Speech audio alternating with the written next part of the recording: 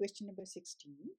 The population of Greenville increased by 7% from 2015 to 2016. If the population in 2016 population is k times the 2015 population, what is the value of k?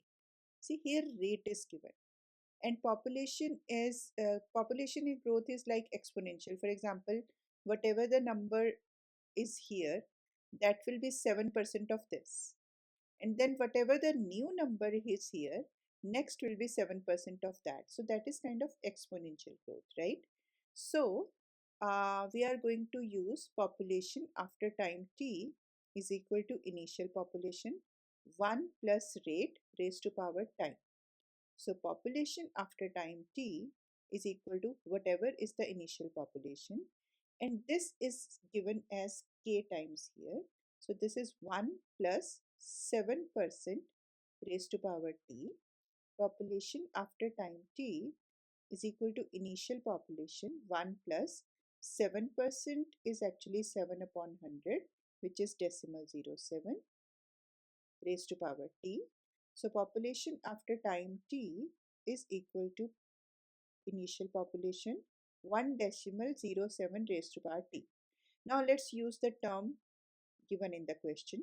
So population in 2015 is equal 16 is equal to population in 2016.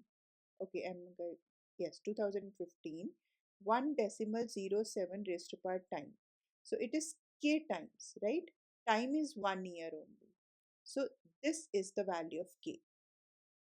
So population, these are years are given. So population after 1 year is equal to initial population, whatever is that, 1.07. So this is k, 1.07. So C is the right option, right? Okay. Each of the dot plots shown represents the number of glue sticks brought in by each student for two classes, class A and class B.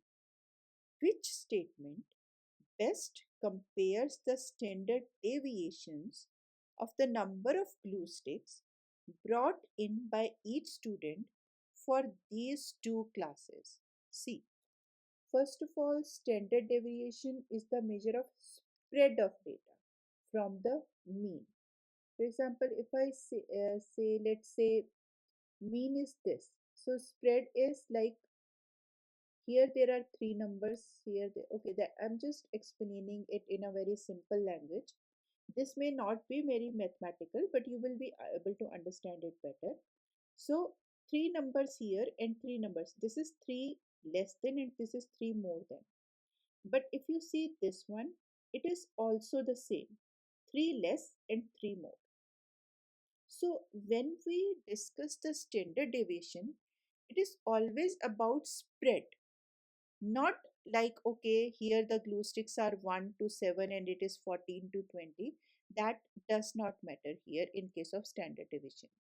In case of standard deviation, we see how much spread the data is from mean. So in that case, dot plots of A and B have the same shape, thus frequency distribution of both are same. So A and B have the same frequency distribution of glue sticks. So that is why, standard deviation of A is equal to standard deviation of B. So let's check the option which is telling us this. The standard deviation of the number of glue sticks brought in by each student for class A is less than. No. The standard deviation of the number of glue sticks brought in by each student of class A is equal to the standard deviation of number of glue sticks brought in by each student for class B. Okay, let's read other two options too.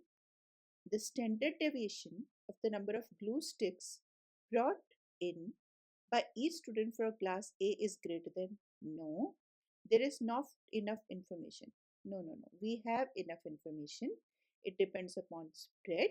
So standard deviation of both are equal. So B is the right option. I hope the concept is clear.